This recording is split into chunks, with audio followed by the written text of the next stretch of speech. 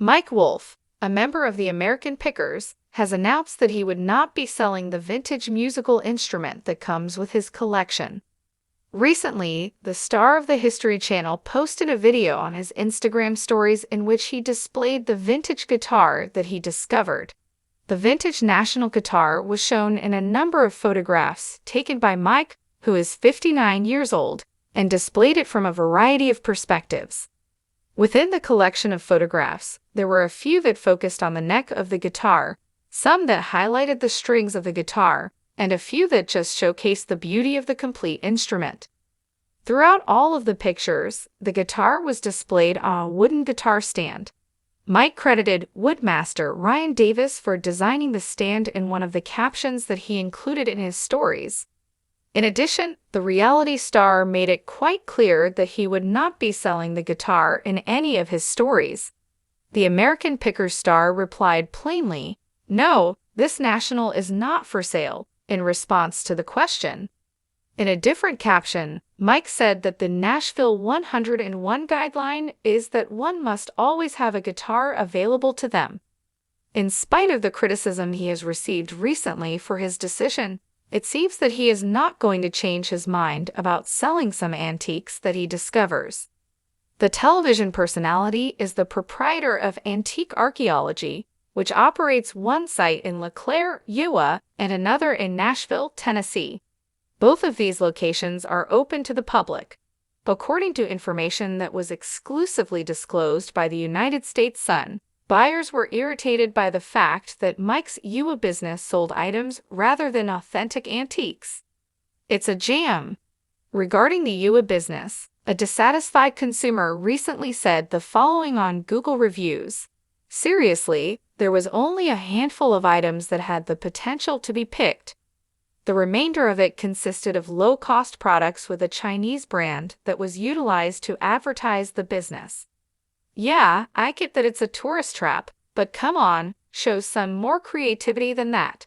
If it had been something that was really amazing, I would have gladly invested hundreds of dollars on it. Instead, it was like 3 products that had been selected which ranged from $200 to $4,000. This is more of a souvenir shop for the show," said his second client who arrived at the establishment.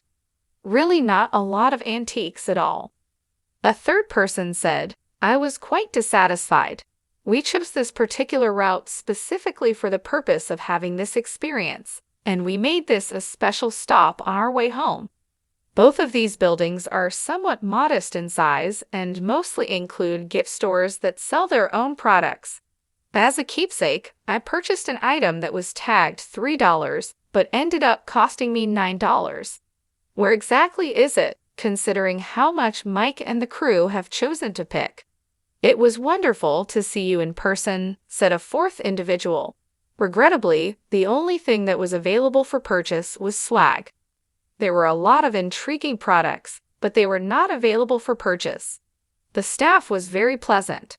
If you are a fan of Pickers, this is a great place to stop," stated the fifth person.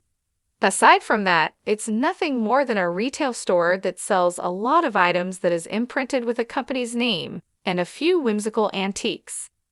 Antique archaeology stuff, including mugs, tote bags, teas, magnets, towels, and other items, can be seen in a number of images posted on the store's Instagram account."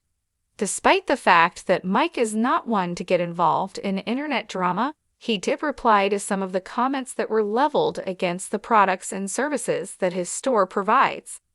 Mike and Danielle Colby, who is also a co-host, exchanged a video that showed off the inside of the business in Iowa. It was the presenter's responsibility to ensure that their sound engineer, who was dressed in a green t-shirt labeled Antique Archaeology, was included in the photograph. Excitedly, Mike exclaimed, "He's got our new t-shirt on," as the camera zoomed in on the article of apparel that was being described. According to him, "I wanted to do army green this year." He pointed to the logo and remarked,